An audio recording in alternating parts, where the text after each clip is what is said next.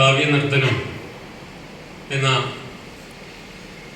ഇന്നത്തെ ചങ്ങമ്പുഴ അനുസ്മരണ പരിപാടിയിൽ അധ്യക്ഷം വഹിക്കുന്ന എൻ്റെ സുഹൃത്തും കവിയും സാംസ്കാരിക പ്രവർത്തകനുമായ ദിനേശ് രാജ, ഇതുപോലൊരു പരിപാടി ആസൂത്രണം ചെയ്യുന്നതിന് വേണ്ടിയിട്ടുള്ള എല്ലാ ഊർജവും പകർന്ന് പരമസാരമായി വർത്തിക്കുന്ന സീതാശ്രമത്തിൻ്റെ സാരഥിയായ സ്വാമിജി, അതുപോലെ ഈ അനുസ്മരണ സമ്മേളനം പ്രൗഢഗംഭീരമായ ഒരു പ്രഭാഷണം കൊണ്ട് ഉദ്ഘാടനം ചെയ്ത ബാലകൃഷ്ണ മാഷ്, സ്വാഗതം ആശംസിച്ച വിനോദ്, അതുപോലെ വേദിയിൽ ഇരിക്കേണ്ട താഴെ ഇറങ്ങിയിരിക്കുന്ന സ്നേഹനായിട്ടുള്ള അഡ്വക്കേറ്റ് സുമേഷ് മോഹൻ, രവീന്ദ്രൻ ജ്ഞാനേശ്വരം, അതുപോലെ ഈ നൃത്തശില്പത്തിൻ്റെ സൂത്രധാര ഇവിടെ എത്തിയിട്ടുള്ള ഗീത മേലെടുത്ത്, എൻ്റെ പ്രിയ സുഹൃത്തും പലപ്പോഴും ഞങ്ങൾ നേരിട്ട് കാണാറില്ലെങ്കിൽ ഒരുപാട് സംസാരിക്കുന്ന നല്ലൊരു സംഘാടകനായ ഇ പി ഗിരീഷ്, അതുപോലെ ഇവിടെ സന്നിഹിതരായിട്ടുള്ള പ്രിയങ്കരായിട്ടുള്ള എല്ലാ വ്യക്തിത്വങ്ങൾക്കും പ്രിയപ്പെട്ട അമ്മയ്ക്കും എൻ്റെ വിനീത നമസ്കാരം. സ്വാമി ഒരു ദിവസം വിളിച്ചിട്ട് ചങ്ങമ്പുഴ അനുസ്മരിക്കുന്ന ഒരു പരിപാടി നടക്കുന്നുണ്ട്, സീതാശ്രമമാണ് സംഘടിപ്പിക്കുന്നത്, മാഷുണ്ടാവണം എന്നൊരു 2 മാസം മുമ്പ് തന്നെ വിളിച്ചു പറഞ്ഞു. ഞാൻ സ്വാമിയോട് ചോദിച്ചില്ലെങ്കിൽ എൻ്റെ ഉള്ളിലൊരു സന്ദേഹം ഉണ്ടാകാതിരുന്നില്ല. കാരണം രാമായണ പ്രഭാഷണവുമായിട്ട് ബന്ധപ്പെട്ട് 2-3 പരിപാടികളിൽ ഞാൻ എടുത്തിട്ടുണ്ട്. ഇത്തവണത്തെ രാമായണ പ്രഭാഷണത്തിൽ ഞാൻ എടുത്തിട്ടുണ്ട്. സീതാശ്രമം ചെയ്യേണ്ടുന്ന ഒരു കാര്യമാണ് എന്നുള്ളതിൽ അതിൽ ഒരു സന്ദേഹം ഉണ്ടായിട്ടില്ല. പക്ഷേ ചങ്ങമ്പുഴ കവിത ചർച്ച ചെയ്യുന്നതിൽ സന്ദേഹമില്ല. പക്ഷെ ചങ്ങമ്പുഴ എങ്ങനെ ഒരു ആശ്രമ പരിസരത്ത് വരും എന്നുള്ളത് എന്നെ സംശയിപ്പിക്കാതിരുന്നില്ല. പിന്നെ ഒന്ന് ആലോചിച്ച് നോക്കുമ്പോൾ ജീവിത ധർമ്മ പ്രകാശനം ആണല്ലോ സീതാ ആശ്രമത്തിൻ്റെ ദൗത്യമായി പറയുന്നത്. ഇപ്പൊ ജീവിതത്തിൽ നിന്ന് ഭിന്നമല്ല കവിതയും കലയും ഒന്നും. നമുക്ക് ഒരുപക്ഷെ ആശ്രമം എന്ന് കേൾക്കുമ്പോൾ ഇതൊക്കെ ആശ്രമത്തിന് അന്യമാണ്, അവിടെ ആധ്യാത്മികത മാത്രമേ വളരൂ എന്ന് തോന്നുന്നത് സമീപകാല ആശ്രമ ചിന്തകളിൽ നിന്നും ഒരുപക്ഷെ പാട്രിയാർക്കലായിട്ടുള്ള ഒരു തരം ആശ്രമ ബോധത്തിൽ നിന്നുമാണ് എന്ന് പറയേണ്ടി വരും. നമുക്ക് പിന്നോട്ട് സഞ്ചരിച്ചു കഴിഞ്ഞാൽ നമ്മുടെ സന്യാസ പരമ്പരകൾ മുഴുവൻ കവികളും, സ്വാമിയും കവിയാണ് എന്ന് എനിക്കറിയാം. അദ്ദേഹത്തിൻ്റെ കവിതകൾ ഞാൻ വായിച്ചിട്ടുണ്ട്. ഒരിക്കൽ അദ്ദേഹത്തിൻ്റെ കവിതയെ സംബന്ധിച്ചുള്ള ഒരു ചർച്ച, അത് ഒരുപാട് ആളുകളുടെ ഇടയിൽ നിന്ന് ചർച്ച ചെയ്ത് അത് പൂർത്തീകരിക്കാൻ പറ്റിയിട്ടില്ല എന്നേ ഉള്ളൂ. മറ്റൊരു മഹത്തായ രചനയുടെ വഴിയിലൂടെയാണ് അദ്ദേഹം സഞ്ചരിച്ചുകൊണ്ടിരിക്കുന്നത്. അപ്പൊ ആ ഒരു പാരമ്പര്യം അദ്ദേഹത്തിലുണ്ട്. ഞാൻ ഋഷി കവി എന്ന് ഞാൻ പഠിച്ചിട്ടുണ്ട്. അപ്പോ കൃഷിഞ്ചകിലെ ദർശന എന്ന അടുത്ത ഭാഗം മാഷി ചോദിച്ചല്ലോ, മുൻപ് എന്തുണ്ടെന്ന് ഞാൻ ഋഷി കവി എന്നൊക്കെ പറയാറുണ്ട്, പക്ഷെ അതിനുശേഷം എന്താണെന്ന് നമ്മൾ പറയാറില്ല അല്ലെ? അങ്ങനെ ഒരുപാട് വരികൾ നമ്മൾ പകുതി പഠിപ്പിച്ച് നിർത്തിയിട്ടുണ്ട്. സ്നേഹമാണ് അഖില സാരമൂഴിയിൽ. അതിന് മുമ്പ് എന്താണ് എന്ന് ചോദിച്ചാൽ പലരും ഒന്ന് സംശയിക്കും. മോഹനം ഭുവന സംഘം ഇന്ന് അതിൽ സ്നേഹമൂലം അമലെ വെടിഞ്ഞു ഞാൻ എന്നൊക്കെ പറഞ്ഞിട്ടാണ്. അപ്പൊ അവിടെ സങ്കീർണതയുണ്ട്. അപ്പൊ ആ ഭാഗം ഒഴിവാക്കിയിട്ട് വളരെ ലളിതമായിട്ടുള്ളൊരു സംഗതി നമ്മൾ എടുത്തു വയ്ക്കുന്നത് എന്നുള്ളതാണ്. അപ്പൊ കവിത സങ്കീർണമാണ്, കവിത ദാർശനിക ദീപ്തിയുള്ളതാണ്, ദർശനം കൊണ്ട് ലഭിക്കുന്നതാണ്. ദർശനം എന്ന് പറഞ്ഞാൽ കടന്നു കാണല, ക്രാന്ത ദർശിത്വം. നമ്മുടെ കണ്ണുപോലെ, നമ്മുടെ കണ്ണുകളൊക്കെ ഒരു ഭിത്തി വന്നാൽ പിന്നെ മറിഞ്ഞു, അതിനപ്പുറത്തേക്ക് കാണില്ല. പക്ഷെ ഒരു കവിക്ക് ഭിത്തി എന്നൊരു പ്രശ്നമല്ല. എല്ലാ പ്രപഞ്ച ഭിത്തികൾക്കും അപ്പുറത്തേക്ക് അവർ സൂക്ഷ്മമായി കാഴ്ചകൾ കാണുന്നുണ്ട്. ആ കാഴ്ചകളുടെ ഉപദർശനങ്ങൾ കവിതകളായി നമ്മുടെ മുന്നിലേക്ക് വരുമ്പോഴോ ഇങ്ങനെയാണല്ലേ കാഴ്ചകൾ. ഈ അത്ഭുതാത്മകത ആണ് കവിതയെ നമ്മുടെ ജീവനാഡിയായിട്ടും നമ്മുടെ ആകർഷണ വസ്തുവായിട്ടും എല്ലാ കാലത്തും നിലനിർത്തുന്നത്. പക്ഷത് സൂചിപ്പിച്ചു, പുതുതായി പറയുക, ആ പുതുതായി പറയാനുള്ള ശേഷി, അശേഷി ആർജിച്ചവനെ കവിയായി നിലനിൽക്കുന്നുള്ളൂ. അത്തരത്തിൽ ചങ്ങമ്പുഴ മലയാളത്തിൽ കാലത്തെ അതിജീവിച്ച് നിലനിൽക്കുന്ന ഒരു കവിയാണ് എന്നുള്ളതാണ് നമ്മൾ മനസ്സിലാക്കേണ്ട ഒരു കാര്യം. കവി എന്താണ് പഠിക്കേണ്ടത്, എങ്ങനെയാണ് പഠിക്കേണ്ടത് എന്നൊക്കെ ചോദിച്ചു കഴിഞ്ഞാൽ അതിന് കൃത്യമായ 2 പാഠങ്ങൾ നമുക്കുള്ളത് ഒരുപക്ഷെ കുമാരനാശാനും ചങ്ങമ്പുഴയായിരിക്കും എന്ന് തോന്നി. രണ്ടുപേരും എന്തൊക്കെയോ പഠിച്ചു നമ്മുടെ ഔദ്യോഗികമായ പഠന സംവിധാനത്തിലൂടെ പോയിട്ട്. കുമാരനാശാനാണെങ്കിൽ പുറത്തൊക്കെ പോയി ഗുരു അയച്ചതുകൊണ്ട് പഠിച്ചു, ഒരിടത്തും പരീക്ഷ എഴുതിയില്ല. പരീക്ഷ എഴുതാതെ മടങ്ങിപ്പോന്നു എന്നുള്ളതാണ്. പഠിച്ചു കഴിഞ്ഞാൽ പരീക്ഷ എഴുതി ജയിച്ച് സർട്ടിഫിക്കറ്റുമായിട്ട് വരണ്ടേ. പക്ഷെ ആശാൻ അറിയാമായിരുന്നു താൻ കൊണ്ടുവരുന്ന സർട്ടിഫിക്കറ്റ് കൊണ്ട് ഇവിടെ വലിയ കാര്യമൊന്നും നടക്കാനില്ല. കാരണം പലപ്പോഴും കൊണ്ടുവന്ന സർട്ടിഫിക്കറ്റിന്റെ പേര് അറിഞ്ഞിട്ടുള്ള ആളാണ്. അതുകൊണ്ടും മറ്റൊന്നൊരു കവിക്ക് അത്തരത്തിലുള്ള സർട്ടിഫിക്കറ്റ് കൊണ്ട് കാര്യമില്ല എന്ന് നല്ല ബോധ്യമുള്ള ഒരാളായിരുന്നു കുമാരനാശാൻ.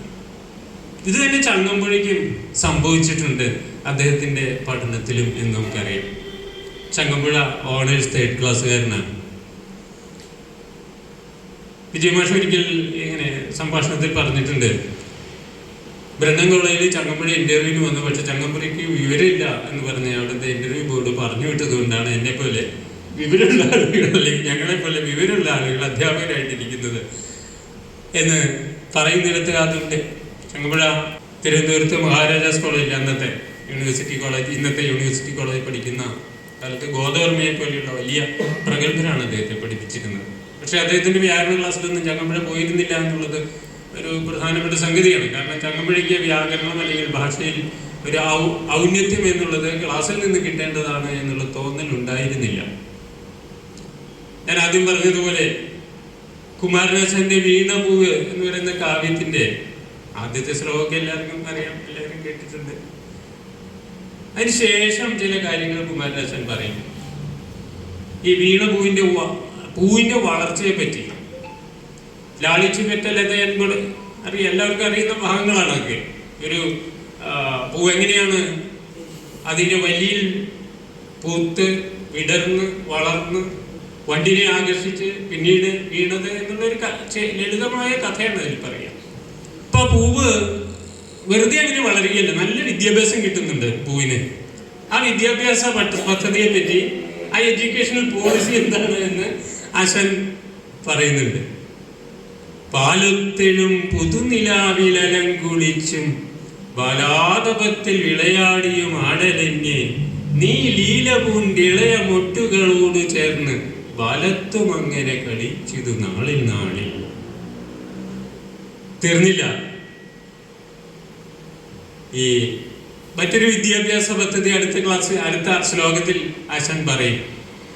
ശീലിച്ചു ഗാനം ഇടചേർന്ന് കിളികളോടഥ മൗനമായി നീ ഈ ലോക തത്വവുമയേ പഠിച്ചു താരാജാലത്തോട് ഉന്മുഖതയാർന്ന് പഠിച്ചു രാവിലെ. ഗദ്യത്തിൽ ചൊല്ലുന്നത് കൊണ്ട് അതിന്റെ വരി ഒരു വാക്ക് അങ്ങോട്ട് മാറിപ്പോയിട്ടുണ്ട്. എങ്ങനെയാണ് പൂവ് പഠിച്ചത്, വിദ്യാഭ്യാസം ചെയ്തത് എന്ന് ചോദിച്ചാൽ, പാട്ട് പഠിച്ചു, സംഗീതം പഠിച്ചു. എവിടുന്നാണ് പഠിച്ചത്? ശീലിച്ചു ഗാനം ഇടചേർന്ന് കിളികളോട്. ഈ പ്രകൃതിയിൽ അനവധിയായ ഗാനങ്ങൾ ആലപിച്ചുകൊണ്ട് വ്യത്യസ്തരായിട്ടുള്ള കിളികൾ പറന്നു നടക്കുന്നുണ്ട്. അവരെ രാവിലെ അനുസന്ധാനം ചെയ്തിട്ട് രാത്രിയിൽ നിറഞ്ഞ കണ്ഠങ്ങളോടെ രാവിലെ ആലപിച്ചു തുടങ്ങുന്ന ഈ കിളികളുടെ വൈവിധ്യമാർന്ന ഗാനം കേട്ട് സംഗീതം പരിശീലിച്ചു. ശിരസ്സുമാട്ടി. വെറുതെ ഇങ്ങനെ പഠിക്കുകയല്ല, കാണാതെ പഠിക്കുകയല്ല. ഞങ്ങളൊക്കെ കോളേജിൽ പഠിച്ചതുപോലെ ശ്ലോകങ്ങൾ കാണാതെ പഠിക്കുക, പാട്ട് കാണാതെ പഠിക്കുന്നല്ല. അത് ശിരസ്സുമാട്ടി ഉൾക്കൊണ്ട് പഠിക്കണം. ഇപ്പൊ മാഷ് പറഞ്ഞില്ലേ, ഇത് ഉൾക്കൊള്ളാൻ, കവിത അനുഭവിക്കാനുള്ളതാണ്. ഈ പ്രപഞ്ചത്തിന്റെ എല്ലാ അറിവുകളും അനുഭവിച്ചറിയേണ്ടവയാണ്. അറിഞ്ഞത് മാത്രമേ അറിവാവുകയുള്ളൂ. നമ്മുടെ അറിവിനെ കുറിച്ചുള്ള സങ്കല്പങ്ങളിലെല്ലാം വലിയ തെറ്റുകൾ സംഭവിച്ചിട്ടുണ്ട്. നമ്മൾ കാണാതെ പഠിക്കുന്നതും സ്കൂളിൽ പോയി കോളേജിൽ പോയി ഇമ്പോസിഷൻ എഴുതുന്നതും ഒക്കെയാണ് അറിവ് എന്ന് ധരിച്ചു പോയിട്ടുണ്ട്. അതല്ലല്ലോ അറിവ്. അങ്ങനെയാണെങ്കിൽ ഈ പറഞ്ഞ ആളുകൾക്കൊന്നും അറിവില്ലാത്തവരാണ്. ശരിയാണ്, ഇവരൊന്നും പണ്ഡിതരല്ല, ഒരു പരീക്ഷ ജയിച്ചവരല്ല. അപ്പൊ അതുകൊണ്ട് കിളികളിൽ നിന്ന്, പ്രകൃതിയിൽ നിന്ന്, പ്രകൃതിയാകുന്ന പാഠശാലയിൽ നിന്ന് ഏതെല്ലാം അധ്യാപകരെ നമുക്ക് ഉൾക്കൊള്ളാൻ പറ്റും എന്നുള്ളതാണ് ഒരു കവിയുടെ ഏറ്റവും പ്രധാനപ്പെട്ട പാഠശാല എന്ന് പറയുന്നത്. അതിൽ ആരൊക്കെയാണ് ഗുരുക്കന്മാർ അല്ലെ? ആരല്ലി? അപ്പൊ എല്ലാവരും ഇതൊക്കെ കവികൾ പറ്റ നേരത്തിൽ പറഞ്ഞിട്ടുണ്ട്. നമ്മളുടെ ഉള്ളിലല്ലാതെ മറഞ്ഞു കിടക്കുന്നു. ഒന്ന് ചികഞ്ഞെടുത്തു കഴിഞ്ഞാൽ അതിലേക്ക് നമുക്ക് വളരെ എളുപ്പത്തിൽ എത്തിച്ചേരാനും പറ്റും അല്ലെ? ഈ ലോക തത്വവുമായി താരാജാലത്തോട് ഉന്മുഖതയാർന്നു പഠിച്ചു രാവിൽ. താരകളോടാണ്, നക്ഷത്രങ്ങളാണ് ഫിലോസഫി പ്രൊഫസേഴ്സായിട്ട് കവിയെ പഠിപ്പിച്ചുകൊണ്ടിരിക്കുന്നത്. പൂവിനെ പഠിപ്പിക്കുന്നത് എന്ന് പറയുന്നത് ആശാൻ പഠിച്ച കാര്യം തന്നെ, അതിന് സംശയമൊന്നുമില്ല. എന്നാൽ മലയാളത്തിലെ ആദ്യത്തെ റൊമാൻറ്റിക് കവി എന്നുള്ള നിലയിൽ സ്വന്തം അനുഭവങ്ങളെ അത്തരത്തിൽ അവതരിപ്പിച്ച ആളാണല്ലോ കുമാരനാശൻ എന്ന് പറയുന്നത്. അദ്ദേഹത്തിന് ക്ലാസിക്കലായിട്ടുള്ള ഒരു ശിക്ഷണം കിട്ടിയത് കൊണ്ട് എങ്ങനെ പറയണം എന്നതിനെ സംബന്ധിച്ച് കൃത്യമായ ഒരു ചട്ടക്കൂട്, ഒരു ക്രാഫ്റ്റ് ഉണ്ടായിരുന്നു. അത് തിരുത്തി അല്ലെ? ആശാന്റെ കാവ്യ പാഠങ്ങൾ തിരുത്തിയതിനെ പറ്റി ഗവേഷണം നടത്തിയിട്ടുണ്ട്. എം.എം. ഗവേഷണ തീസിസ് അതാണ്. ഒരു ശ്ലോകം ഉണ്ടാക്കാൻ വേണ്ടി 10-20 പ്രാവശ്യം തിരുത്തിയിട്ടുണ്ട്. ഉറക്കളത്തിൽ ഈ MLA ആയിരിക്കുമ്പോഴും മറ്റു സാമൂഹിക പ്രവർത്തനം നടത്തുന്നതിനിടയിൽ രാത്രി മുഴുവൻ ഉറക്കളത്തിൽ തിരുത്തുക. ഈ തിരുത്ത് പക്ഷേ ചങ്ങമ്പുഴയ്ക്ക് സാധിച്ചില്ല, അല്ലെങ്കിൽ ചങ്ങമ്പുഴയ്ക്ക് വേണ്ടിയിരുന്നില്ല എന്ന് പറയാം. ചങ്ങമ്പുഴയുടെ വിഷയങ്ങൾക്ക് അത് തിരുത്തുകൾ അത്ര ആവശ്യമുണ്ടായിരുന്നില്ല എന്ന് പറയാം. ഞാൻ പറഞ്ഞത് ഈ ക്ലാസിക്കലായിട്ടുള്ള ഈ നിബന്ധന അത് കുമാരനാശാന്റെ കവിതയെ ദൃഢതരമാക്കിയിട്ടുണ്ട്. എങ്കിൽ പോലും ആശാന്റെ ഉള്ളു സഞ്ചരിക്കുന്നത് ഈ കാൽപ്പനിക ബോധത്തിലാണ്. അതുകൊണ്ടാണ് ഈ പ്രകൃതിയുടെ ദൃശ്യപരിധിയിൽ നിന്ന്, ശ്രവണപരിധിയിൽ നിന്ന് ഒക്കെ തന്നെ ആശയങ്ങൾ ഉൾക്കൊള്ളാൻ അദ്ദേഹം ശ്രമിച്ചതും അതിനെക്കുറിച്ച് ഇത്തരത്തിൽ പരാമർശിച്ചതും. ചങ്ങമ്പുഴ മറ്റൊരിടത്ത് അത് വേറെ വിധത്തിൽ പറയുന്നു. കേൾക്കുന്നു നിന്നെ ഞാൻ താരകരാശിയിൽ, കാണുന്നു നിന്നെ ഞാൻ വിഹഗ സ്വനങ്ങളിൽ. ഇതൊരു കുഴപ്പം പിടിച്ച് എഴുത്താം.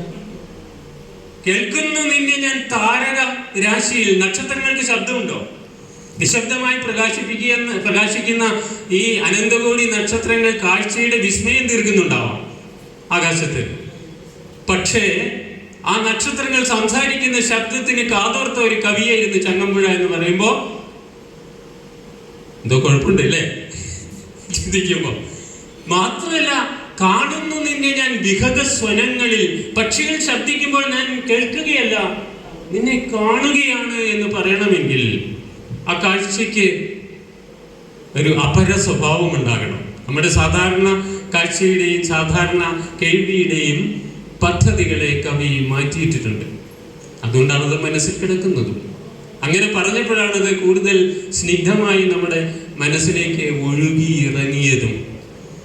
പക്ഷെ ചങ്ങമ്പുഴയ്ക്ക് വേറൊരു കുഴപ്പം നമുക്ക് പറയാവുന്നത്, കുഴപ്പമെന്ന് പറയണോ അതെയോ ഗുണമെന്ന് പറയണോ എന്ന് വെച്ചാൽ അങ്ങനെയൊന്നും നമുക്ക് കവികളെ വേർതിരിക്കാൻ പറ്റില്ല എന്നുള്ളതാണ്. കാരണം ചങ്ങമ്പുഴ കാലത്തെ അതിജീവിച്ച് നിൽക്കുമ്പോൾ നമ്മൾ ആ കവിയുടെ കുഴപ്പത്തെക്കുറിച്ച് പഴയ നിരൂപകർ പറഞ്ഞത് ആവർത്തിക്കേണ്ട കാര്യമില്ല. കാരണം ചങ്ങമ്പുഴ ജീവിച്ചിരുന്ന കാലത്ത് അന്നത്തെ ഒരു പ്രമുഖ നിരൂപകനും ചങ്ങമ്പുഴയ്ക്ക് തലോടലുകൾ കൊടുത്തിട്ടില്ല എന്ന് മാത്രമല്ല, നല്ല അടി കൊടുത്തിട്ടുണ്ട് എന്നുള്ളതാണ്. ഇപ്പോ സാഹിത്യത്തിലെ സിംഹമായി വിരാജിച്ചിരുന്ന പഞ്ചാരനൻ PK നാരായണപിള്ള പറഞ്ഞത് ചങ്ങമ്പുഴയുടെ കവിതയെ കുറിച്ച് ചോദിച്ചപ്പോൾ വളരെ ലളിതമായിട്ടാണ്. ആ മിഠായി കവിതകളാണ്, നമ്മൾ ചോക്ലേറ്റ് നായകന്മാർ എന്ന് പറയുമ്പോൾ മിഠായി കവിതകളാണ്. അപ്പോ പ്രൗഢഗംഭീരനായ ഒരു നിരൂപകൻ വളർന്നു വരുന്ന ഒരു കവിയെ കുറിച്ച്, വളർന്നു വരുന്നെന്ന് പറഞ്ഞുകൂടാ, കേരളത്തിലെ ജനങ്ങൾ അംഗീകരിച്ച ഒരു കവിയെ കുറിച്ച് പറയുന്നതാണ്. മാരാർ നിരന്തരമായി ചങ്ങമ്പുഴയെ ശകാരിച്ചിരുന്നു. കാരണം ഇയാൾ എഴുതുന്നല്ല കവിത, ഇതിന് കുറച്ചുകൂടി കാമ്പുണ്ടാവണം. കാരണം അത് പറയാൻ പുന്നശ്ശേരി തമ്പിയുടെ ശിഷ്യനായിട്ടുള്ള മാരാർക്ക് അവകാശമുണ്ട്. കാരണം സാഹിത്യത്തിന്റെ സൈദ്ധാന്തിക വശം പഠിച്ചിട്ടുള്ള ആളുകൾക്ക് ആർക്കും ചങ്ങമ്പുഴയുടെ എഴുത്തിനെ അങ്ങനെ അംഗീകരിക്കാൻ പറ്റില്ല. ഇതിലെവിടെ എന്ത് മൂല്യമാണ് സംപ്രേഷണം ചെയ്യുന്നത്? എഴുത്തിനൊരു മൂല്യം ഉണ്ടാവണമല്ലോ. ചങ്ങമ്പുഴ എന്ത് മൂല്യ വ്യവസ്ഥയാണ് സമൂഹത്തിന് സംഭാവന ചെയ്യുന്നത്? ചങ്ങമ്പുഴയ്ക്ക് നിയതമായ ഒരു ഉൾക്കാഴ്ചയുണ്ടോ? ഈ ലോകത്തെക്കുറിച്ചോ ജീവിതത്തെക്കുറിച്ചോ ഉൾക്കാഴ്ചയുണ്ടോ? കാരണം ഓരോ നിമിഷവും അദ്ദേഹം മാറ്റി മാറ്റി പറഞ്ഞുകൊണ്ടിരിക്കും. സുഹൃത്തുക്കളാണ് ജീവിതത്തിൽ ഏറ്റവും പരമപ്രധാനമായിട്ടുള്ള ധനം എന്ന് ഉദ്ഘോഷിക്കുകയും അവർക്കൊപ്പം തിമിർത്താടുകയും ജീവിതം ആസ്വദിക്കുകയും ചെയ്തുകൊണ്ടിരിക്കുന്ന ഈ ചങ്ങമ്പുഴയാണ് പറയുന്നത്, മിത്രങ്ങൾ മിത്രങ്ങൾ പാഷാണപാത്രങ്ങൾ. സുഹൃത്തുക്കളൊക്കെ പാഷാണപാത്രങ്ങളാണ്, വിഷപാത്രങ്ങളാണ് എന്ന് എഴുതുന്ന ചങ്ങമ്പുഴയ്ക്ക് എങ്ങനെ സൗഹൃദം നിലനിർത്താനാവും? സൗഹൃദത്തിന്റെ വില പറയാനാവും? സ്ത്രീകളെ കുറിച്ച് പറഞ്ഞിട്ടുള്ളതിന് കണക്കില്ല. ഒരുപാട് സ്ത്രീകളുടെ ആരാധന പിടിച്ചു പറ്റിയ ചങ്ങമ്പുഴ വെള്ളത്താമര പോൽ വിശുദ്ധി വഴിയും ശ്രീചിത്തമേ എന്ന് പറഞ്ഞ് സ്ത്രീയുടെ ചിത്തത്തെ അയും അവളുടെ ശരീരത്തിന്റെ ഭംഗികളെയും ഒക്കെ അദ്വൈതാമന ഭാവസ്പന്ദിത വിദ്യമേഖല പോകി സൗന്ദര്യത്തിന്റെ അഭിദർശനം കൊണ്ട്. അതുകൊണ്ട് ബാഹ്യ സൗന്ദര്യത്തെയും ആന്തര സൗന്ദര്യത്തെയും അത്രയും ബൃഹത്തായും സൂക്ഷ്മമായും ദർശിച്ച കവിയാണ് ഏറ്റവും കൂടുതൽ കൊട്ടിക്കൊഴിക്കപ്പെട്ട ചങ്ങമ്പുഴയുടെ വരികൾ വരുന്നത് അദ്ദേഹത്തിൽ നിന്നാണ്. അല്ലെ, നാരികൾ നാരികൾ വിശ്വവിപത്തിന്റെ നാരായ പേരുകൾ നാരകീയ അഗ്നികൾ എന്ന് ഒരു ഘട്ടത്തിൽ അദ്ദേഹത്തിന് എഴുതാൻ കഴിക്കും. അപ്പൊ ചങ്ങമ്പുഴയെ കുറിച്ച് നമ്മൾ എവിടെ വെച്ച് പക്ഷെ എഴുതുന്ന ആ സന്ദർഭത്തിലേക്ക് നമ്മൾ ചെന്നെത്തുമ്പോൾ, ഒരു കവിത വായിച്ച് ഈ സന്ദർഭത്തിലേക്ക് ചെന്നെത്തുമ്പോൾ ചങ്ങമ്പുഴ സത്യ പറയുന്നത്. അതുകൊണ്ട് ചങ്ങമ്പുഴയ്ക്ക് സാന്ദർഭിക സത്യത്തോടെ പ്രതിബദ്ധതയുള്ളൂ. താൻ പറയുന്നത് 100% സത്യമാണ്.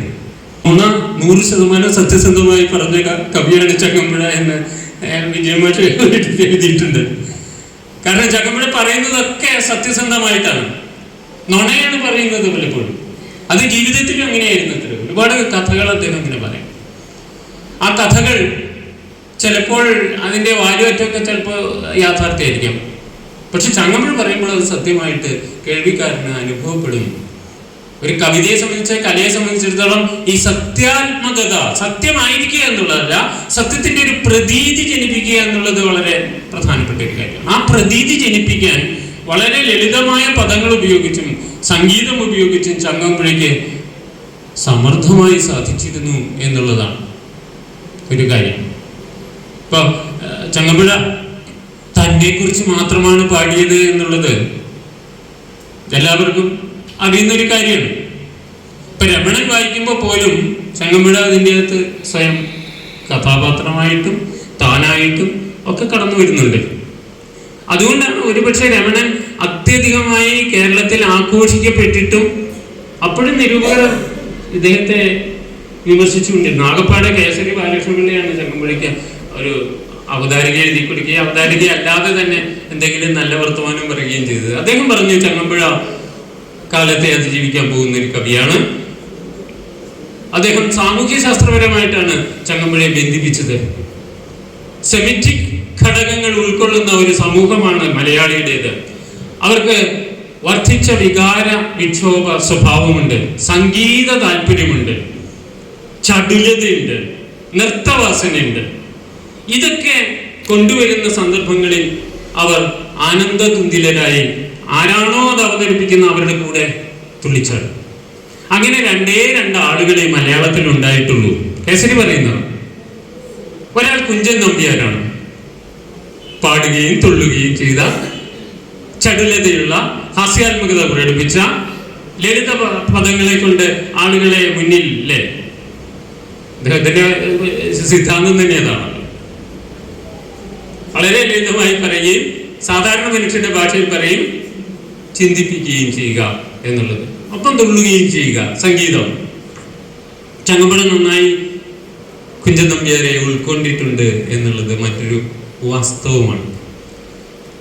പിന്നെ ഒരാൾ കേസരി പറയുന്നു ചങ്ങമ്പുഴയാണ്. എന്തുകൊണ്ട് ജനങ്ങൾ ചങ്ങമ്പുഴയെ സ്വീകരിച്ചു എന്നാൽ ജനങ്ങളുടെ മനഃശാസ്ത്രവും കൃത്യമായി മനസ്സിലാക്കിയ കവിയാണ് ഇദ്ദേഹം. കവി നർത്തനം എന്ന് പേരിടുമ്പോൾ ഉണ്ടാവാം.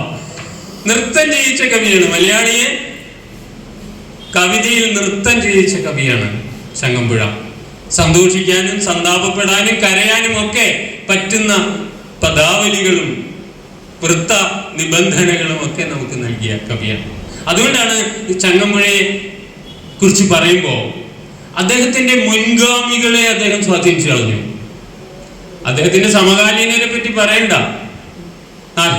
വെണ്ണിക്കുളം ആണെങ്കിലും കുറ്റിപ്പുറം ആണെങ്കിലും പാലയാണെങ്കിലും ബാലാമണിയമ്മയാണെങ്കിലും ചങ്ങമ്പുഴയെ വിട്ടിട്ട് ഒരു സംഭവമില്ല. ചങ്ങമ്പുഴ അവരൊക്കെ നിരന്തരം സ്വാധീനിച്ചുകൊണ്ടിരുന്നു. ഓരോ കവിതയും, ഈ സഞ്ജയൻ പോലും അദ്ദേഹത്തിന്റെ കാർഷിക കവിതകളിൽ ചങ്ങമ്പുഴയുടെ പദാവലികൾ ഉപയോഗിച്ചിട്ടുള്ളത് വരുന്നുണ്ടല്ലോ. അപ്പൊ സഞ്ജയൻ നിരന്തരം കവിതയിൽ വേട്ടയാടിക്കൊണ്ടിരുന്ന ഒരാളാണ് ചങ്ങമ്പുഴ. പക്ഷെ സഞ്ജയൻ മരിച്ച അടുത്ത ദിനങ്ങളിൽ തന്നെ ചങ്ങമ്പുഴ അദ്ദേഹത്തിന് സ്മരിച്ചുകൊണ്ട് ബാഷ്പാഞ്ജലി ഒരു കാവ്യം എഴുതിയിട്ടുണ്ടായി. അപ്പൊ ചങ്ങമ്പുഴയ്ക്ക് ഇങ്ങനെ നിരന്തരമായ വൈരാഗ്യമൊന്നുമില്ല, തന്നെ വിമർശിച്ചവരോടൊന്നും വൈരാഗ്യമൊന്നുമില്ല. എന്നാൽ ചിലപ്പോ ഒക്കെ വല്ലാത്ത സങ്കടം തോന്നിയിട്ട് ജീവിതത്തിൽ തനിക്ക് ലഭിക്കേണ്ടത് ലഭിച്ചിട്ടില്ലോ എന്നുള്ള ഒരു വിഷാദം കൊണ്ട്. ഇപ്പൊ മുണ്ടശ്ശേരിയുടെ അടുക്കൽ അങ്ങനെയാണ് ചെയ്യുക. മംഗളോദയത്തിലുള്ളപ്പോൾ തന്നെ മുണ്ടശ്ശേരിയുടെ അടുക്കൽ ചെന്നിട്ട് പറയും, മാഷെ എന്റെ കവിതയ്ക്ക് മലയാളത്തിൽ ജീവിതമുണ്ട്, പക്ഷെ എനിക്കൊരു ജീവിതമില്ലല്ലോ, എനിക്കൊരു ജീവിതം ഉണ്ടാക്കാൻ മാഷൊന്ന് സഹായിക്കുമോ? മുണ്ടശ്ശേരി ചോദിക്കുകയാണ്.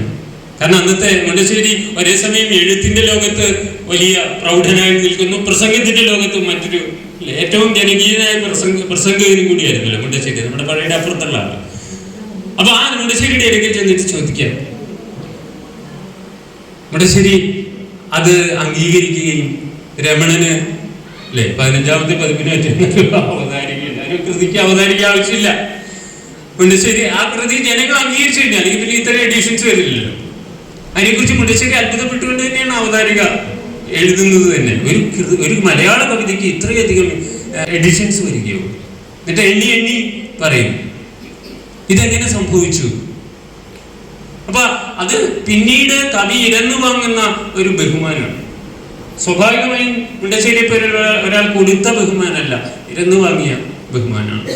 എന്നിട്ട് ആ അവതാരിക കണ്ടപ്പം മാരാർ അതിനെയും വിട്ടില്ല, ചന്തക്കണക്ക് പറഞ്ഞിട്ടാണോ കവിത വിലയിരുത്തുന്നതെന്ന്. മാരാർക്ക് കൃത്യമായ സിദ്ധാന്തങ്ങളുണ്ടല്ലോ, ധ്വനിയൊക്കെ വിട്ടിട്ട് വേറെ സിദ്ധാന്തത്തെ പിടിമുറുക്കിയിട്ടുള്ള ആളാണ്.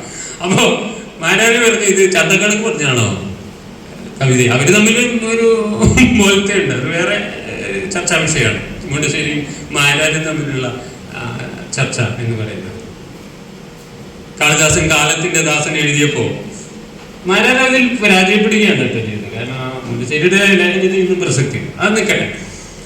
അപ്പൊ ഇങ്ങനെ നിരൂപകർ അപഹസിക്കുകയും പിന്നെ പുറന്തള്ളുകയും ചെയ്തിട്ടുള്ള ഒരു കവി കൂടുതൽ ആളുകൾ സ്വീകരിച്ചിട്ടും താൻ സ്വീകാര്യനായ കവിയാണോ എന്ന് സംശയിച്ചുകൊണ്ട് ജീവിക്കേണ്ടി വരുന്ന ഒരു കവി. എവിടെ ഒരു അദ്ദേഹത്തിന്റെ ഒരു സുഹൃത്തായിട്ട് എഴുതിയിട്ടുള്ള ഒരു ലേഖനത്തിന്റെ ഒരു ഇതിൽ പറയുന്നത്, ഒരു പക്ഷേ ചങ്ങമ്പുഴ ഒരു സെക്കൻഡ് ക്ലാസ്സിലെങ്കിലും ഓണേഴ്സ് പാസ്സാവുകയും ഒരു അധ്യാപകനാകാൻ അദ്ദേഹത്തിന് ഇഷ്ടമായിരുന്നു. കുറച്ചുകൂടെ പറവൂര് അധ്യാപകനായിട്ട് നല്ല രീതിയിൽ പ്രവർത്തിച്ചിട്ടുണ്ട്. അത് നിന്നിട്ടാണ് പട്ടാളത്തിൽ കണക്കെഴുത്തുകാരനായിട്ട് പോകുന്നത്. അത് കഴിഞ്ഞ് നാട്ടിലേക്ക് അദ്ദേഹം കവിത കൊണ്ട് ട്രാൻസ്ഫർ വാങ്ങി തിരിച്ചു വരികയും അതിൽ തുടരാൻ പറ്റാതെ പോവുകയും ഈ പറഞ്ഞ സൗഹൃദത്തിന്റെ വലയത്തിൽ ധാരാളമായി പെട്ടുപോവുകയും സ്വന്തം ജീവിതവും കവിതയും ധൂർത്തടിക്കുകയും ചെയ്ത ആൾ എന്ന് ചങ്ങമ്പുഴയെ കുറിച്ച് പറയാറുണ്ട്. ചങ്ങമ്പുഴ ഏത് നിമിഷവും കവിയായി ജീവിച്ച മനുഷ്യനാണ്. അങ്ങനെ ഇപ്പോ ഞാൻ വിഷ്ണുനാരായണൻ നമ്പൂരി സാറിന്റെ കവിതകളിൽ പഠനം നടത്തുന്ന സമയത്ത് അദ്ദേഹത്തെ പലവട്ടം പോയി കണ്ടിട്ടുണ്ട്. അപ്പൊ അദ്ദേഹം എന്നോട് പറഞ്ഞു, ചങ്ങമ്പുഴയെ വിസ്മരിച്ചിട്ട് ഒരു ദിവസം നമുക്ക് കവി എന്നുള്ള നിലയിൽ എനിക്ക് നിൽക്കാൻ പറ്റിയിട്ടില്ല. എൻ്റെ പ്രണയഗീതങ്ങൾ എന്ന് പറയുന്ന സമാഹാരം മുഴുവൻ ചങ്ങമ്പുഴയ്ക്കുള്ള ട്രിബ്യൂട്ടാണ്. ഇത് ആധുനികതയുടെ വലിയ വക്താവും അതിനു വേണ്ടിയിട്ട് പുസ്തകം എഴുതുകയും ചെയ്തിട്ടില്ല, കവിതയുടെ DNA പോലെയുള്ള ലേഖനങ്ങൾ എഴുതുകയും ചെയ്തിട്ടുള്ള ഒരാള് പറയാണ് എനിക്ക് ഇത് ചെയ്യാതിരിക്കാൻ പറ്റിയിട്ടില്ല എന്ന്. അപ്പൊ ചങ്ങമ്പുഴ അങ്ങനെ പിൽക്കാല കവികളെ സ്വാധീനിച്ചുകൊണ്ട് നിൽക്കുകയാണ്. ഏറ്റവും നന്നായി ഈ സ്വാധീനത്തെ കുറിച്ച് തമാശ പറഞ്ഞത് അയ്യപ്പ പണിക്കരാണ്. ചങ്ങമ്പുഴ ഒരു കൈക്കുഞ്ഞായൻ തോളിൽ മയങ്ങുമ്പോൾ അദ്ദേഹത്തിന്റെ ഒരു വരിയുണ്ട്. ചങ്ങമ്പുഴ ഒരു കൈക്കുഞ്ഞായൻ തോളിൽ, ഒരുപാട് കാര്യങ്ങളുണ്ട് അതിലല്ലേ. ഉറങ്ങുന്ന കുഞ്ഞ് അലോസരം ഉണ്ടാക്കാത്ത കുഞ്ഞാ. അതുകൊണ്ടാണല്ലോ അമ്മമാരെപ്പോഴും കുഞ്ഞുങ്ങളെ താരാട്ടുപാടി ഉറക്കുകയും തങ്ങളുടെ കാര്യങ്ങൾക്ക് വേണ്ടിയിട്ട് പോകാനായിട്ട് വ്യഗ്രത കൊള്ളുകയും ഇതറിയുന്ന കുട്ടി ഉറങ്ങാതിരിക്കുകയും ചെയ്യുന്നത്.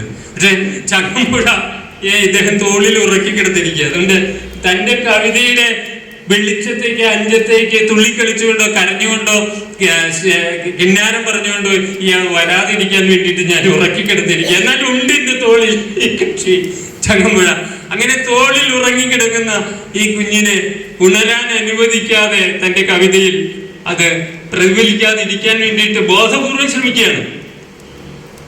അതുപോലെയാണ് ഈ വിഷ്ണുനാഥൻ നമ്പൂരി പറഞ്ഞു, ഞാൻ ബോധത്തോടു കൂടി അല്ലാതെ ഒരു വരിയും പ്രസിദ്ധീകരണത്തിന് കൊടുത്തിട്ടില്ല. ചിലപ്പോൾ ചില വരികളൊക്കെ തോന്നിയിട്ടുണ്ടാവും, എന്നാലും ഞാൻ ഒന്നോടെ ഒന്ന് ആലോചിച്ചിട്ട് എഴുതും. ചങ്ങമ്പുഴ അങ്ങനെ ആലോചിച്ചിരുന്നില്ല. അതാണ് ചങ്ങമ്പുഴയെ കോളേജിൽ പഠിക്കുമ്പോൾ ക്ലാസ്സിൽ ശ്രദ്ധിക്കാതിരുന്നതിന് ഇംഗ്ലീഷിന്റെ പ്രൊഫസർ പുറത്തേക്ക് ഇറക്കി വിടും. You get out. ചങ്ങമ്പുഴയ്ക്ക് മടിയൊന്നുമില്ല. പോകുന്ന വഴി ആ കടലാസിന്റെ ചെന്തിൽ ഒരു 2 വരി ടീച്ചർക്ക് എഴുതി കൊടുത്തിട്ടാ. ടീച്ചർക്ക് ഇത് ഒരു മായ്ച്ചു കളയാൻ പറ്റാത്ത ഉപഹാരമായി ജീവിതത്തിൽ സൂക്ഷിക്കേണ്ടി വന്നിട്ടുണ്ട്. പിൽക്കാലത്ത് അവരത് പറഞ്ഞിട്ടുണ്ട്. എനിക്ക് ചങ്ങമ്പുഴ ക്ലാസ്സിൽ നിന്ന് പുറത്തേക്ക് പോകുമ്പോ ഇത് ശകാരമല്ല, മുഖം കറുപ്പിക്കലല്ല, 2 വരികൾ എഴുതുന്നു. അതെന്റെ ജീവിതത്തിൽ കിട്ടിയിട്ടുള്ള വലിയൊരു ഉപഹാരമാണ് എന്ന് പറഞ്ഞ് സൂക്ഷിക്കുക. അങ്ങനെ ഒരുപാട് ഉപഹാരങ്ങൾ വാങ്ങിയിട്ടുള്ള കാമിനിമാരും ചങ്ങമ്പുഴയ്ക്കുണ്ടായിരുന്നു. അത് ചങ്ങമ്പുഴയുടെ മറ്റൊരു വശമായിരുന്നു.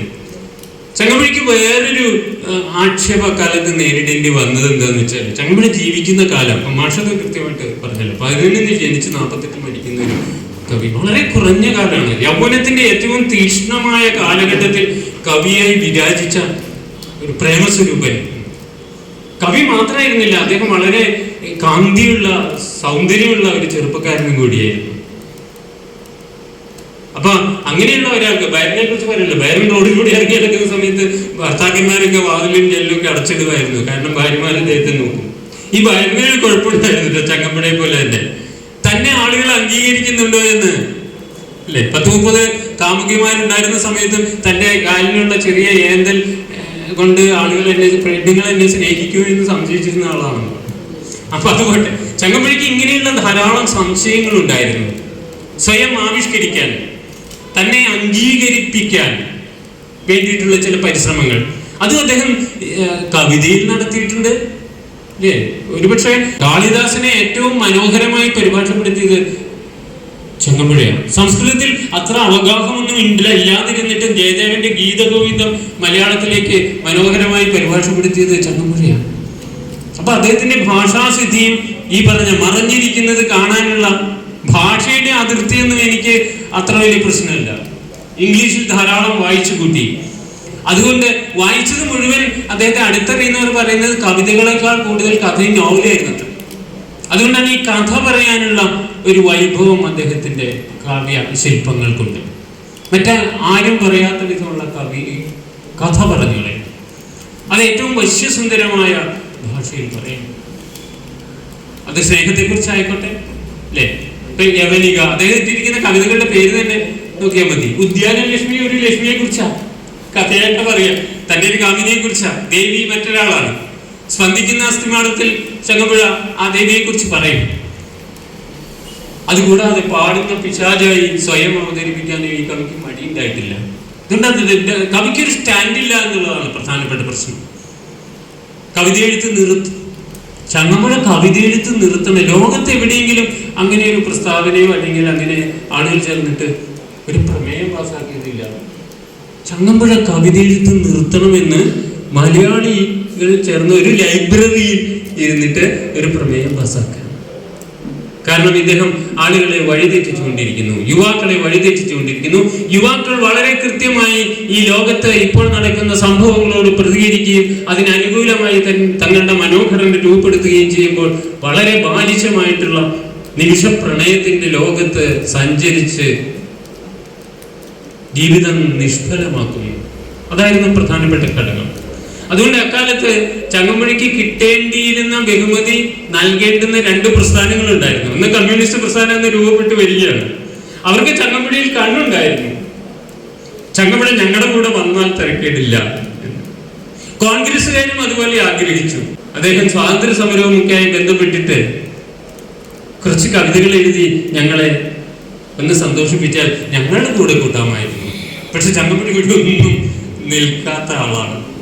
ചങ്ങമ്പുഴ ഇതൊന്നും അറിഞ്ഞ മട്ടില്ല. ഇവിടെ സ്വാതന്ത്ര്യ സമരം നടക്കുന്നെന്നോ അല്ലെങ്കിൽ കമ്മ്യൂണിസ്റ്റ് പ്രത്യയശാസ്ത്രം കടന്നു വന്നിട്ടുണ്ട് എന്നൊന്നും ചങ്ങമ്പുഴ സാമാന്യമായി ശ്രദ്ധിച്ചിട്ടില്ല എന്നുള്ളതാണ്. അപ്പൊ പൊള്ളുന്ന, ത്രസിച്ചു നിൽക്കുന്ന ഉജ്ജ്വലമായ ഒരു സാമൂഹിക സാഹചര്യത്തിൽ നിന്നുകൊണ്ട് തൻ്റെ മനസ്സിലേക്ക് മാത്രം നോക്കുകയും തൻ്റെ ക്ഷണിക വികാരങ്ങൾക്ക് ഏറ്റവും നല്ല പദാവലികളിലൂടെ ആവിഷ്കാരം നൽകുകയും ചെയ്തിട്ടുള്ള ഈ കവി സംശയത്തിന്റെ നിഴലിലായി തീർന്നതിൽ യാതൊരു തരത്തിലും നമുക്ക് ഇന്ന് കുറ്റം പറയാൻ പറ്റില്ല.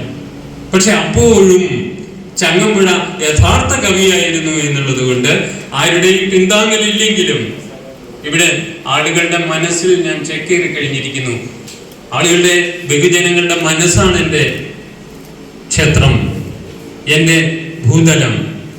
അതുള്ളിടത്തോളം കാലം ഞാൻ അതിജീവിക്കും എന്ന് കവിക്ക് നല്ല ഉറപ്പുണ്ടായിരുന്നു എന്നും ചിലപ്പോൾ തോന്നുന്നു. കാരണം താരകളെ കാൺവിതോ നിങ്ങൾ താരയുള്ള ഒരു പ്രേതകുടീരമെന്ന് ചോദിക്കണമെങ്കിൽ സ്പന്ദിക്കുന്ന ഒരു അസ്ഥിമാടം തനിക്കുണ്ടാകുമെന്നും ഈ പ്രപഞ്ചത്തിൽ ഇപ്പോഴും ത്രസിച്ചുകൊണ്ടിരിക്കുന്ന മറ്റുള്ളവരുടെ മനസ്സിനെ ത്രസിപ്പിച്ചുകൊണ്ട് സ്പന്ദിച്ചുകൊണ്ട് തനിക്ക് നിൽക്കാനാകുമെന്നുള്ളൊരു കോൺഫിഡൻസ് തൻ്റെ എഴുത്തിലൂടെ അദ്ദേഹം ആർജിച്ചിട്ടുണ്ടായിരുന്നു എന്നുള്ളത് വളരെ എടുത്തു പറയേണ്ട ഒരു കാര്യമാണ്. അത്രയും കോൺഫിഡൻസ് സാധാരണ കവികൾക്ക് അങ്ങനെ ഉണ്ടാകാൻ ഇടയില്ല. ചങ്ങമ്പുഴയ്ക്ക് അത് ഉണ്ടായിരുന്നു. അതുകൊണ്ട് വേണമെങ്കിൽ ചങ്ങമ്പുഴയെ ധിക്കാരി എന്ന് വേണമെങ്കിൽ വിളിക്കാം. ആ ധിക്കാരത്തിന് പോന്ന ധാരണാശേഷി, ഭാവനാശേഷി അദ്ദേഹത്തിന് ഉണ്ടായിരുന്നു എന്നുള്ളത് കൊണ്ട് ആ ധിക്കാരത്തെ നമുക്ക് സ്വീകാര്യമായ ധിക്കാരം എന്ന് ഇന്ന് പറയാൻ കഴിയുള്ളൂ. മനോഹരമായി നമുക്ക് ഒന്ന് രണ്ട് കാര്യങ്ങളും കൂടി അതിനെ സംബന്ധിച്ച് പറയേണ്ടതുണ്ട്. നമ്മൾ മാറ്റലി കവികൾക്കൊക്കെ പറയല്ലോ, എന്താണ് ഈ മാറ്റലി കവിത ഉണ്ടാക്കിയ അയ്യപ്പണിക്കുന്ന കാര്യം പറഞ്ഞു. അദ്ദേഹം തോളിൽ ഉറക്കുന്ന ഒരു കുഞ്ഞായിട്ട് ചങ്ങമ്പുഴയെ കൊണ്ടു നടക്കുന്നുണ്ടെങ്കിൽ ഉണർന്നിരിക്കുന്ന ചങ്ങമ്പുഴയെ കൊണ്ടു നടന്ന കവികൾ അദ്ദേഹത്തിന് ശേഷം വന്ന മാറ്റലി കവികൾ എന്നാണ് അവരെ പിന്നീട് വിശേഷിപ്പിച്ചത്. IMV കുറുപ്പും ഭാസ്കരനും P ഭാസ്കരനും വയലാറും അവർക്കും വേണ്ടത്ര. അപ്പോ ഒരുപക്ഷെ ചങ്ങമ്പുഴയുടെ കാലത്ത് സിനിമ ഇത്രയൊക്കെ വിപുലമായെങ്കിൽ ഒരുപക്ഷെ അങ്ങനെയും അദ്ദേഹം വയലാറിനെ പോലെ അല്ലെങ്കിൽ വയലാറിന് അപ്പുറത്തേക്കോ കടന്നു പോകാൻ സാധ്യതയുണ്ടായിരുന്നു. കാരണം വയലാർ ഉപയോഗിച്ചിട്ടുള്ള പദബിംബങ്ങൾ മിക്കതും ചങ്ങമ്പുഴയിൽ നമ്മൾ കണ്ടുമുട്ടിയതാണ്. ഒരുപക്ഷെ പാട്ട് മാത്രം കേൾക്കുന്നവരെ ശ്രദ്ധിച്ചെന്ന് വരില്ല. ചങ്ങമ്പുഴ കവിത വായിച്ചിട്ടുള്ള ആളുകൾക്ക് ഓരോ പാട്ടിലും ആ മഞ്ജീര സിഞ്ചിതവും അല്ല അല്പം പ്രൗഢമായി ഉപയോഗിക്കുന്ന പദാവലികളും ഒക്കെ കേൾക്കാൻ പറ്റും എന്നുള്ളത് കൊണ്ട് അല്ലെ. ഭാസ്കരനെ സംബന്ധിച്ച് P ഭാസ്കരനെ സംബന്ധിച്ചിട്ടുള്ള IMVയെ സംബന്ധിച്ചിടത്തോളം IMV കവിതയിലും പാട്ടിലും ഒക്കെ ചങ്ങമ്പുഴയെ നല്ലപോലെ ഉപയോഗിച്ചിട്ടുണ്ട് എന്നുള്ളതാണ്. അപ്പൊ അതുകൊണ്ട് ചങ്ങമ്പുഴയുടെ കവിതയിലൂടെ മാത്രമല്ല കാലത്തെ അതിജീവിക്കുന്നത്, ചങ്ങമ്പുഴയ്ക്ക് പിന്നാലെ വന്ന കവികളിൽ കൂടിയാണ്. ഇപ്പൊ നമ്മൾ ബാലേന്ദ്രന്റെ ഒക്കെ കവിതകളിൽ അദ്ദേഹത്തിന്റെ ശില്പത്തിൽ ചെറിയ വ്യത്യാസങ്ങൾ ഉണ്ടെന്നേ ഉള്ളൂ. അദ്ദേഹത്തിന്റെ കത്തിരിപ്പാണെങ്കിലും സഹചയനമാണെങ്കിലും ഒക്കെ നമ്മൾ നോക്കുമ്പോൾ ചങ്ങമ്പുഴയുടെ ഒരു നിഴൽപ്പാട് അതിൽ വരാതെ സാധ്യമല്ല എന്നുള്ളതാണ്. കാരണം ഇവരൊക്കെ ചങ്ങമ്പുഴയെ ധാരാളം ആലപിക്കുകയും മനസ്സിൽ കൊണ്ടെടുക്കുകയും ചെയ്യുന്ന ആളുകളാണ്. ഒരു മധുസൂദനൻ നായർ ചങ്ങമ്പുഴ ഇല്ലാതെ ഉണ്ടാവോ? സാധ്യതയില്ല അല്ലേ? അടരുവാൻ വയ്യ നിൻ ഹൃദയത്തിൽ നിന്ന് ഏത് ലോകം വിളിച്ചാലും എന്ന്, ഏത് സ്വർഗം വിളിച്ചാലും എന്ന് പറയണമെങ്കിൽ ചങ്ങമ്പുഴയുടെ ഒരു അനുരണനം അതിൽ ഇല്ലാതെ പറ്റില്ല. തൻ്റെ കാമിനിയോട്, തൻ്റെ കാമിനി സമീപത്തുള്ളപ്പോൾ, തൻ്റെ കാമിനി തന്നോടൊപ്പമുള്ളപ്പോൾ മറ്റൊരു ലോകത്തേക്ക് പോകാൻ തനിക്ക് യാതൊരു വിധത്തിലുള്ള താല്പര്യമില്ല എന്നും, ഈ ലോകത്തെ എന്തെല്ലാം സംഭവങ്ങൾ നടന്നാലും വിപ്ലവങ്ങൾ നടന്നാലും ഇതിനപ്പുറത്തേക്ക് ഞാൻ പോരുന്നില്ല എന്ന് പറയാനും ചങ്ങമ്പുഴയെ പോലെ കഴിഞ്ഞിട്ടുള്ള ഒരു കവിയില്ല. അതുകൊണ്ട് ചങ്ങമ്പുഴയെ യുവത്വത്തിന്റെ കവി എന്ന് പലരും വിശേഷിപ്പിച്ചിട്ടുണ്ട്. യുവാവായിരിക്കുന്ന സമയം ചങ്ങമ്പുഴയെ ആരാധിക്കാത്ത, ചങ്ങമ്പുഴയുടെ പദാവലികളിൽ മുഴുകാത്ത ഒരാളും തന്നെ, കാമുക ഹൃദയമുള്ള ഒരാളും തന്നെ, അല്ലെങ്കിൽ കാമുകി ഹൃദയം സൂക്ഷിച്ചിട്ടുള്ള ഒരാളും തന്നെ മലയാളത്തിൽ ഉണ്ടാവില്ല. അങ്ങനെ മലയാളത്തെ സ്വപ്നം കാണിച്ച, മലയാളത്തെ പ്രണയം പരിശീലിപ്പിച്ച കവിയാണ്.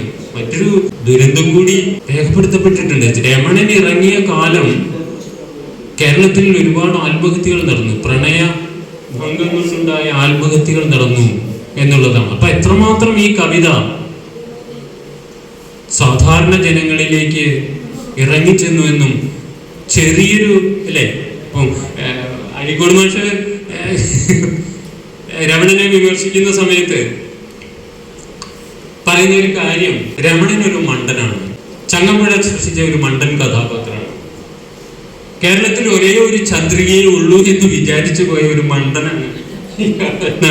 എത്രയോ ചന്ദ്രികമാർ അപ്പുറത്തും ഇപ്പുറത്തും ഉള്ളപ്പോ ഈ ഒരു ചന്ദ്രികയെ ഓർത്ത് മാഷ് പറഞ്ഞ പോലെ അന്നത്തെ വായനയിൽ ചിലപ്പോ ഈ പറഞ്ഞ മാഷൊക്കെ പറയുമ്പോ ഈ ചിത്രം ഇങ്ങനെ അല്ലേ ഒരു സിനിമാറ്റിക് ആയിട്ട് മനസ്സിൽ കിടന്ന് പിടയുന്നുണ്ടാവും. അതുകൊണ്ട് ഒരു ചെറിയ നൈരാശ്യത്തിന്റെ നിമിഷത്തിൽ ആ കാലഘട്ടം വളരെ ഇതാണ്. ഇപ്പൊ ഈ കൂട്ടുകുടുംബ വ്യവസ്ഥയിൽ നിന്ന് അണുകുടുംബങ്ങളിലേക്കുള്ള ഒരു സാമൂഹിക മാറ്റം വരുന്നുണ്ട്, രാഷ്ട്രത്തിന്റെ വ്യവസ്ഥകൾ മാറുന്നുണ്ട്, തൊഴിൽപരമായിട്ടുള്ള സംസ്കാരങ്ങൾ മാറുന്നുണ്ട്, പരമ്പരാഗത തൊഴിൽ എന്നുള്ളതിൽ നിന്ന് വിദ്യാഭ്യാസത്തിന്റെ ഫലമായി മറ്റു തൊഴിലുകളിലേക്ക് ആളുകൾ സഞ്ചരിക്കുന്നുണ്ട്, നാട്ടിൽ പട്ടിണിയുണ്ട്, പട്ടിണിയുള്ള ആളുകൾ ആസാമിലേക്ക് പണിയെടുക്കാൻ പോകുന്നുണ്ട്. പണിയെടുക്കാൻ പോകുന്ന രമണൻ പകർത്തി എഴുതിയിട്ട് അന്ന് വാങ്ങാനൊന്നും പൈസ ഉണ്ടാവില്ല ചിലപ്പോ, പകർത്തി എഴുതിയിട്ട് ഇത് കയ്യിൽ പിടിച്ചിട്ട് പോകുന്നുണ്ട്. അതിനെപ്പറ്റി വൈലോപ്പിള്ളി ആസാം മണിക്കാർ എന്ന് പറയുന്ന കവിത എഴുതിയിട്ടുണ്ട്. മാത്രമല്ല വൈലോപ്പിള്ളിയുടെ ഏറ്റവും പ്രധാനപ്പെട്ട കുടിയൊഴിക്കലിൽ ചങ്ങമ്പുഴ നേരിടുന്ന ഒരു സന്ദർഭമുണ്ട് അല്ലെ, തന്നിനാം ഇടപ്പള്ളിയിലെ ഗാനകിന്നരന്റെ പാട്ടുകൾ പാടി കൂട്ടുകാരുമായ എന്നയൽ പക്കിൽ കൈകൊട്ടി കളിച്ചതിന് ശേഷം എന്നുടെ ഒച്ച വേറിട്ട് കേട്ടുവോ എന്ന് കിട്ടിയെന്ന് ചോദിക്കുമ്പോൾ, അപ്പൊ സമകാലീനായിട്ടുള്ള ഒരേ വർഷം പിറന്ന കവികളാണല്ലോ, ഒരേ നാട്ടിൽ പിറന്ന കവികളാണ് വൈലോപ്പിള്ളിയും ചങ്ങമ്പുഴയും. അപ്പൊ ചങ്ങമ്പുഴയുടെ പാട്ടാണ് തന്റെ കാമുകി പാടുന്നത് എന്നുള്ളത് വൈലോപ്പിള്ളിയെ സംബന്ധിച്ചിടത്തോളം ഒരു ചെറിയ പ്രശ്നമുള്ള കാര്യമാണ്. തന്റെ പാട്ടുകൾ പാടിക്കൂടി അവൾക്ക്, പക്ഷെ ധന്യനാം ഇടപ്പള്ളിയിലെ ഗാനകിന്നരന്റെ പാട്ടുകൾ പാടിയിട്ട് കൈകൂട്ടി കളിക്കുക അടുത്ത വീട്ടില്. എന്നിട്ട് രാവിലെ കവിയോട് ചോദിക്കുക, ഞാൻ ഇന്നലെ പാടിയ പാട്ടില് എന്റെ ഒച്ച വേറെ കേട്ടിരുന്നോ? അങ്ങനെ അതോട്ട് ഇടപ്പള്ളി. അപ്പൊ അങ്ങനെ ഈ വേറിട്ടൊച്ച കേൾക്കുക എന്നുള്ളതാണല്ലോ പ്രണയത്തിന്റെ അടിസ്ഥാന തത്വം എന്ന് പറയുന്നത്. മറ്റാർക്കും ഇല്ലാത്ത ഒരു രൂപ ലാവണ്യവും മറ്റാർക്കും ഇല്ലാത്ത പകിട്ടും കാമുകിക്കോ കാമുകനോ ഉണ്ടാകുമ്പോഴാണല്ലോ രണ്ടുപേർ പ്രണയിനികളായി മാറുന്നത്. മറ്റുള്ളവർ നോക്കുമ്പോൾ ഇവർ എന്ത് വേണ്ടിയിട്ടാണ് ഇവന്റെ പുറകെ കിടക്കുന്നത് അല്ലെങ്കിൽ ഇവളുടെ പുറകെ കിടക്കുന്നത് എന്ന് ചോദിക്കാൻ തോന്നുന്നതും ഈ കാഴ്ച മറ്റുള്ളവർക്ക് ഉണ്ടാകാത്തതുണ്ട്. അപ്പൊ അങ്ങനെ കാണുന്ന ഒരു പെൺകുട്ടിയും തന്റെ പ്രിയതമയും ചങ്ങമ്പുഴയുടെ പാട്ട് പാടിയിട്ടാണ് ചോദിക്കുക, എന്റെ ശബ്ദത്തിന് വേറിട്ട എന്തെങ്കിലും മാധുര്യം നിങ്ങൾക്ക് അനുഭവപ്പെട്ടു എന്ന് ചോദിക്കുന്നത്. അത് അങ്ങനെ ചോദിച്ചുകൂടാത്തതാണ്. കാരണം ആ പ്രണയത്തിലൊരു സാന്ത്വനമോ യാഥാർത്ഥ്യമോ ഇല്ല എന്ന് കാമുകിന് തോന്നാവുന്നതാണ്. ഞാനത് അങ്ങനെ പറഞ്ഞുവെങ്കിൽ കൂടിയും ആ കാലത്ത് തൻ്റെ ഒപ്പം ജീവിച്ച ഒപ്പം സ്കൂളിൽ പോയ ഒരു കവിക്കും ഇത്തരത്തിൽ ചിന്തിക്കാൻ തക്ക വിധത്തിൽ ചങ്ങമ്പുഴ മലയാളത്തിൻ്റെ സ്വാധീനമായിരുന്നു. പ്രത്യേകിച്ചും ചങ്ങമ്പുഴ എന്ന് പറഞ്ഞതുപോലെ പെൺകുട്ടികൾ എന്റെ കവിത വായിച്ചാൽ മതി, കുട്ടികൾ എന്റെ കവിത വായിക്കുമ്പോൾ എന്തായി വായിക്കുന്നതെന്ന് നോക്കിയിട്ട് ആൺകുട്ടികളും വായിക്കുമല്ലോ, അങ്ങനെ എല്ലാവരും വായിക്കും എന്നാണ് ചങ്ങമ്പുഴ വിശ്വസിച്ചത്. ഏതായാലും ചങ്ങമ്പുഴയുടെ വിശ്വാസം തെറ്റായിരുന്നില്ല എന്ന് മാത്രമേ പറയാൻ പറ്റൂ. ഇതിലെ ശരിതെറ്റുകൾ കവിത കാലത്തെ അതിജീവിച്ചതിന് ശേഷം അങ്ങനെയുണ്ടല്ലോ, കവി ജീവിച്ചത് നന്നായിട്ടാണോ, ചിലപ്പോൾ അങ്ങനെ പ്രശ്നം വരും. കാളിദാസനെ കുറിച്ച് പറയുമ്പോൾ കാളിദാസൻ ഒരു വേശ്യയുടെ അടിയേറ്റിട്ട് മരിച്ചു എന്നുള്ളത് ഇത് ചരിത്രപരമായി ഐതിഹ്യപരമായി നമ്മൾ കേൾക്കുന്ന കാര്യമാണ്. കാളിദാസനെ പോലെ ഒരു വലിയ കവി അങ്ങനെ മരിക്കാവോ എന്ന് നമ്മൾ ആലോചിച്ചിട്ട് കാര്യമില്ല. വൈദ്യ കുറിപ്പ് അങ്ങനെ പാടില്ല എന്ന് വിചാരിച്ചിട്ട് ഉജ്ജയിനി എന്ന് പറഞ്ഞൊരു കവിത എഴുതിയിട്ടുണ്ട്. എന്റെ പ്രിയപ്പെട്ട കവി വിഷ്ണുനാരായണൻ നമ്പൂതിരി ഉജ്ജയിനിയിലെ രാപ്പകലുകൾ എഴുതിയിട്ടുണ്ട്. അത് വേറൊരു വശം. അപ്പൊ അങ്ങനെയല്ല, കവി എങ്ങനെ ജീവിക്കണമെന്ന് നമുക്ക് നിശ്ചയിക്കാൻ പറ്റാത്ത ഒരു മനോഘടനയും അവരുടെ ജീവിത ചിന്തകളും ഒക്കെ ഇപ്പൊ മാഷ് സൂചിപ്പിച്ചല്ലോ, അതീവ സമ്പന്നമായി പിറന്നിട്ട് അതീവ ദാരിദ്ര്യത്തിൽ കഴിഞ്ഞുകൂടേണ്ടി വന്നിട്ടുള്ള ഒരു കവി. പി കെ ബാലകൃഷ്ണനൊക്കെ എഴുതുന്ന കത്തിൽ അതിന്റെ ഭയങ്കരമായി സങ്കടപ്പെടുത്തുന്ന വാക്കുകളുണ്ട്. 8,000 രൂപയ്ക്ക് ഞാൻ മംഗളോദയമായി കടക്കാരനായിരിക്കുന്നു. അത് എന്റെ കുറ്റം, അതിടയ്ക്കിടയ്ക്ക് പറയും, എന്റെ കുറ്റം കൊണ്ട് തന്നെയാണ് അത് സംഭവിച്ചിട്ടുള്ളത്. അതുകൊണ്ട് നിങ്ങളുടെ മനോഹരമായിട്ടുള്ള ഒരു രചന എനിക്ക് പ്രസിദ്ധീകരിക്കാൻ ശുപാർശ ചെയ്യാൻ പറ്റാത്ത അവസ്ഥയാണ് പറഞ്ഞിട്ട് എഴുതുന്ന കത്തുകളിൽ ഇതുണ്ട്. എന്നാൽ ചിലപ്പോഴൊക്കെ വല്ലാത്ത ദുരഭിമാനം, കവി സുഖമില്ലാതെ ക്ഷയം ബാധിച്ച് മരിക്കാൻ കിടക്കുന്നെന്ന് കോവൂര് മാതൃഭൂമിയിൽ എഴുതിയത് നിരവധി ആളുകൾ അദ്ദേഹത്തിന് പണം അയച്ചു കൊടുത്തു. അതിൽ ആരോ ഒരു സംഘടന ബോംബെയിൽ നിന്ന് 1000 രൂപ ഒരുമിച്ച് അയച്ചു കൊടുത്തിട്ട് ചങ്ങമ്പുഴയുടെ പോസ്റ്റ്മാൻ ചെന്നപ്പോ എനിക്കിതൊന്നും വേണ്ട, പരമദാരിദ്ര്യത്തിലുള്ള അവസരത്തിലാണ്. പിന്നീട് എടപ്പള്ളി കരുണാകരനൊക്കെ ഇടപെട്ടിട്ട് ഇത് തിരിച്ചു പിടിപ്പിക്കുന്നത്.